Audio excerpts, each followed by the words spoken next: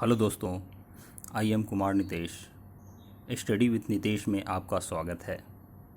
आज मैं आपको इंडियन नेशनल कांग्रेस का एमसीयू बताने जा रहा हूं, जिसमें 25 क्वेश्चन होंगे।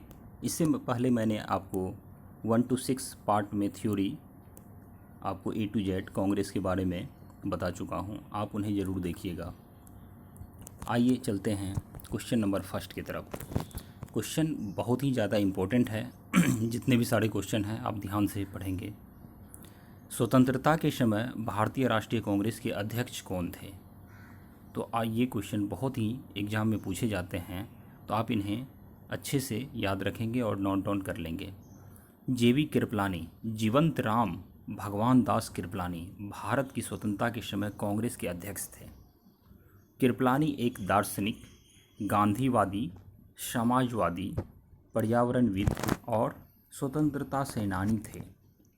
दोस्तों, आपको मैंने बताया था जो लास्ट वीडियो में 54th अधिवेशन जो मेरठ में हुआ था 1946 में, उसमें अध्यक्ष जेबी कृपलानी जी को बनाया गया था और ये स्वतंत्रता प्राप्ति तक कांग्रेस के अध्यक्ष थे।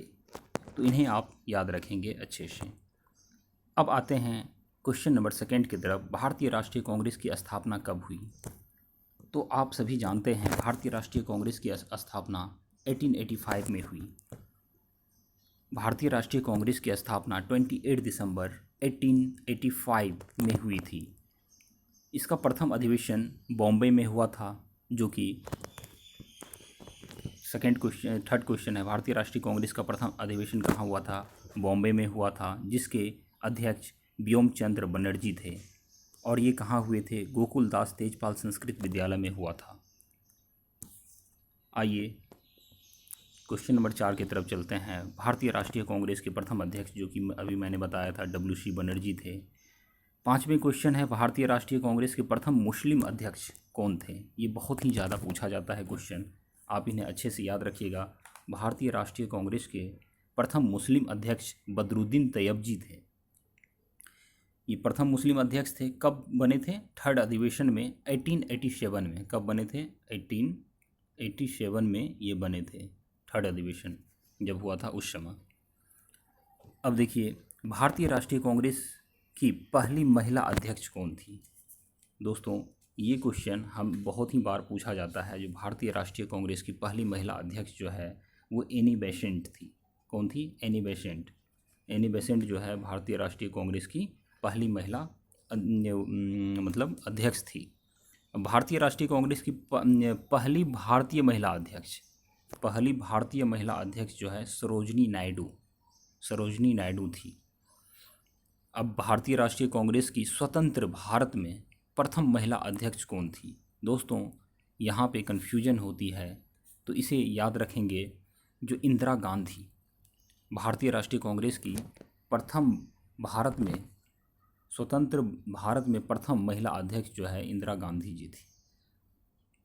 भारतीय राष्ट्रीय कांग्रेस के प्रथम अंग्रेज अध्यक्ष कौन थे? George Yule. आपको मैं ये थ्योरी क्लास में बता दिया हूँ कि टोटल 4 जो है, प्रथम यूरोपीय बोलिए या प्रथम अंग्रेज बोलिए, 4 जो है अंग्रेज अध्यक्ष बने थे, जिसमें पहले थे जॉर्ज यूले। 1888 में इलाहाबाद के 4th अधिवेशन में इनको बनाया गया था। अब आते हैं क्वेश्चन नंबर 10 की तरफ। कांग्रेस का एकमात्र अधिवेशन जिसकी अध्यक्षता गांधी जी ने की थी, तो ये अधिवेशन जो है बेलगांव का अधिवेशन था। कहाँ का था?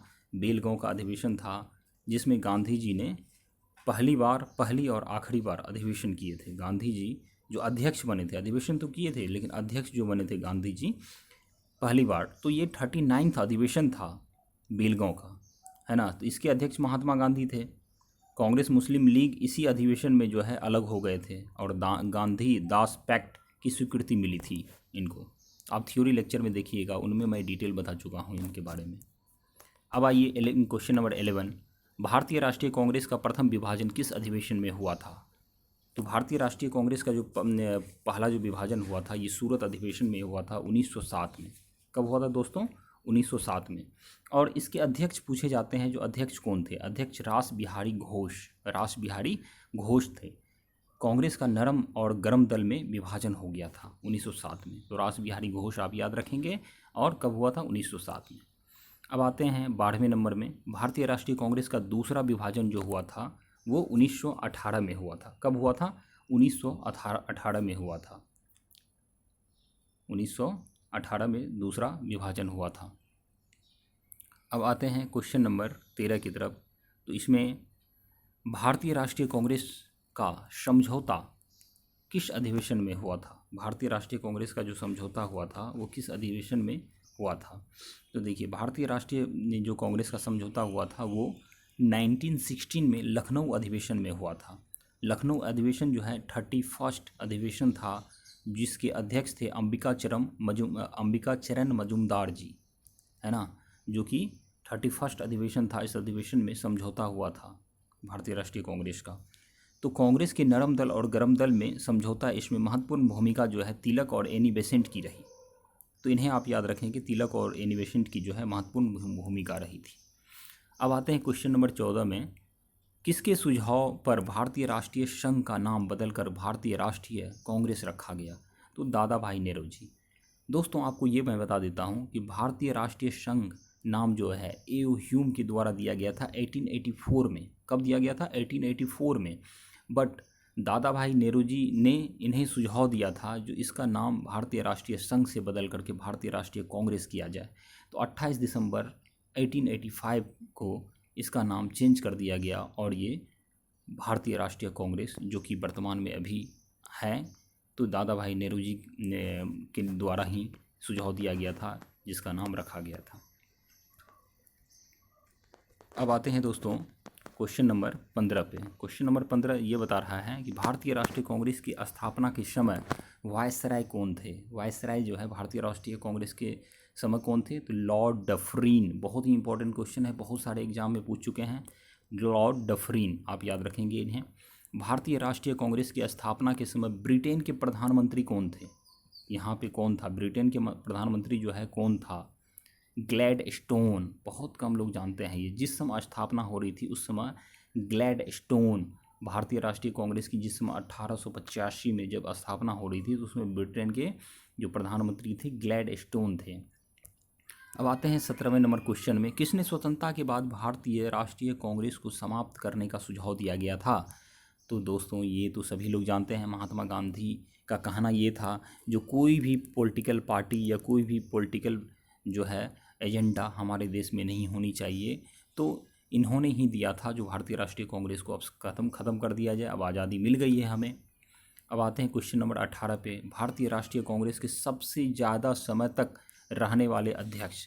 तो दोस्तों, ये मौलाना अबुल कलाम आज़ाद जी थे, जो कि सबसे ज़्यादा टाइम तक भारतीय राष्ट्रीय कांग्रेस के अध्यक्ष बने थे और सबसे कम उम्र में भी बने थे।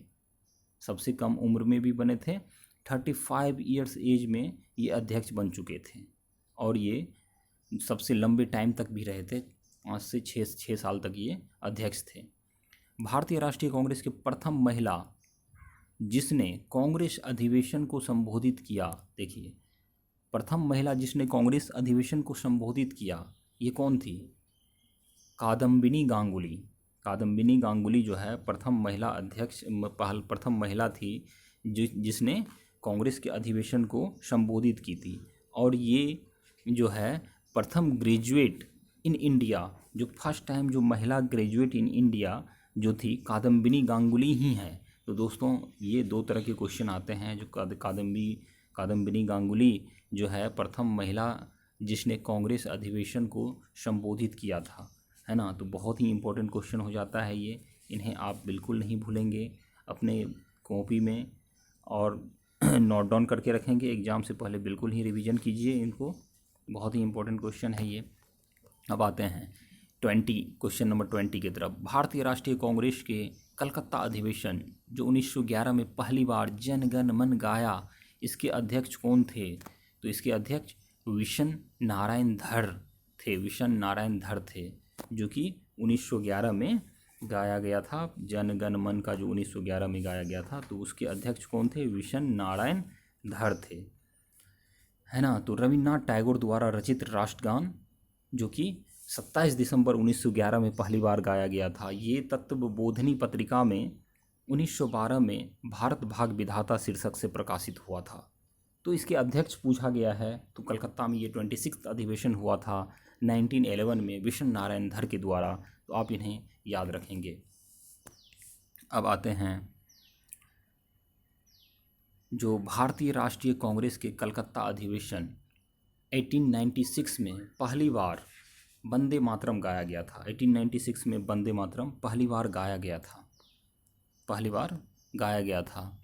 तो इसके अध्यक्ष कौन थे, है ना, रहमतुल्ला सयानी। रहीमतुल्ला आप बोलिए या रहमतुल्ला, रहीम बोल दीजिए आप, रहीमतुल्ला सयानी। इसके अध्यक्ष थे रहीमतुल्ला सयानी जी थे, जो कि 12वां अधिवेशन हुआ था। कौन सा अधिवेशन था? 12वां अधिवेशन हुआ था। उसके अध्यक्ष थे रहीमतुल्ला सयानी जी।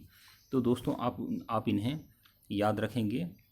रहीमतुल्ला सयानी के टाइम पे ये बंकिम चंद्र चटर्जी के द्वारा 1870 में लिखा गया था, लेकिन रविन्द्रनाथ टैगोर जी जो है इनको गाए थे 1896। ये आनंद मठ से लिया गया है, आनंद मठ पत्रिका है उनसे लिया गया है।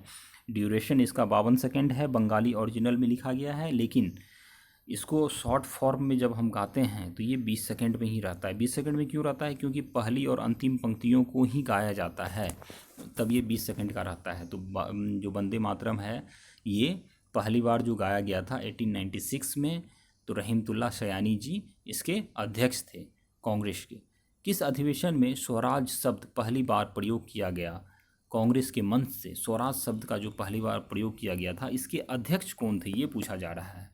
तो इसके अध्यक्ष थे दादा भाई नेरोजी। कौन थे? दादा भाई नेरोजी अध्यक्ष थे। 22वां अधिवेशन हुआ था, 22 अधिवेशन दादा भाई नेरोजी के टाइम पे, जो कि कांग्रेस के मंच से पहली बार ये बोले थे, स्वराज शब्द का यूज किया गया था। दोस्तों आपको ये मैं बता देना चाहता हूँ कि स्वराज फर्स्ट टाइम जो बोला गया था स्वराज जिसके मुंह से, वो महर्षि दयानंद सरस्वती जी थे। महर्षि दयानंद सरस्वती जी पहली बार बोले थे। उसके बाद जो है स्वामी दयानंद सरस्वती हिंदी भाषा को भी भारत की राष्ट्रभाषा के रूप में स्वीकारे और पहली बार स्वराज शब्द का प्रयोग किए थे। तो आप इन्हें याद रखेंगे। जो कांग्रेस की मंच से बोला जाए तो आप क्या बोलेंगे? दादा भाई नेरोजी। और पहली बार किसने बोला था? तो जब पहली बार के बारे में बोला जाए तो किसने बोला था? ये दयानंद सरस्वती जी ने बोला था। अब स्वराज मेरा जन्मसिद्ध अधिकार है और मैं इसे पाकर रहूँगा। तो ये स्वराज मेरा जन्मसिद्ध अधिकार है बाल गंगाधर तिलक जी बोले थे 1916 में लखनऊ अधिवेशन में, है ना। स्वराज तो आपको पता चल ही गया। अब पूर्ण स्वराज ये 1925 कानपुर अधिवेशन में बोला गया था हसरत मोहानी के द्वारा बोला गया था। अब पूर्ण स्वराज जो पारित हुआ था 1929 लाहौर अधिवेशन में, ये पंडित जवाहरलाल नेहरू के द्वारा बोला गया था। तो इनको आप हमेशा ही याद रखेंगे, नोट डाउन करेंगे, जो मैं लेक्चर में बता चुका हूँ। आप जो नीचे डिस्क्रिप्शन में वीडियो रहेगा उसको आप ज़रूर देखिए। अब आते हैं 24वां क्वेश्चन नंबर पे। भारतीय राष्ट्रीय कांग्रेस के मद्रास अधिवेशन 1927 जिसमें कांग्रेस ने पूर्ण स्वराज को लक्ष्य बनाया था, उसके अध्यक्ष कौन थे, है ना। पूर्ण स्वराज को जो लक्ष्य बनाया था उसके अध्यक्ष कौन थे 1927 में जो बनाया गया था? तो दोस्तों उसके जो थे M.A. अंसारी, मतलब मुख्तार अहमद अंसारी जी उसके अध्यक्ष थे। तो ये आप याद रखेंगे, जो मुख्तार अहमद अंसारी जी उसके अध्यक्ष थे। इसी में साइमन कमीशन का विरोध किया गया था, है ना। 42वां अधिवेशन में, इसी अधिवेशन में साइमन कमीशन का विरोध भी किया गया था। अब क्वेश्चन आता है ये, जो किस अधिवेशन में गांधी इरविन पैक्ट को मंजूरी मिली थी? किस अधिवेशन में गांधी और इरविन पैक्ट को जो है मंजूरी मिली थी? तो आपको ये मैं बता देना चाहता हूँ कि कराची अधिवेशन जिसमें सरदार वल्लभ भाई पटेल 1931 में अध्यक्ष थे, उसी अधिवेशन में गांधी इरविन पैक्ट जो है ये लागू समझौता की स्वीकृति मिली थी। एक्चुअली क्या हुआ था इस अधिवेशन में? 45 अधिवेशन था, 45 अधिवेशन था ये। मूल अधिकारों की मांग शामिल किया गया था, प्रस्ताव बनाया गया था। किसके द्वारा? जवाहरलाल नेहरू के द्वारा। आर्थिक नीति से संबंधित एक प्रस्ताव रखा गया, गांधी जी को प्रतिनिधि के रूप में गोलमेज सम्मेलन के लिए नामित किया गया था। गांधी इरविन समझौता की इसी में स्वीकृति मिली थी। तो दोस्तों आशा करता हूँ कि ये MCQ 25 क्वेश्चन आपको बहुत ही लाभदायक रहेगा आगामी आने वाले एग्ज़ाम में। तो आप इन्हें ज़रूर देखिए और नोट डाउन भी कीजिए और अपने दोस्तों को शेयर कीजिए। तो कैसा लगा आपको ये MCQ सेशन? इसी तरह से अगर आप मुझे प्यार देते रहें तो मैं आगे और भी MCQ आपको इम्पोर्टेंट देते रहेंगे, जो कि आपके आने वाले एग्ज़ाम में बहुत ही हेल्पफुल होगा। तो दोस्तों मेरे चैनल को सब्सक्राइब कीजिए, शेयर कीजिए, लाइक कीजिए। Thank you very much.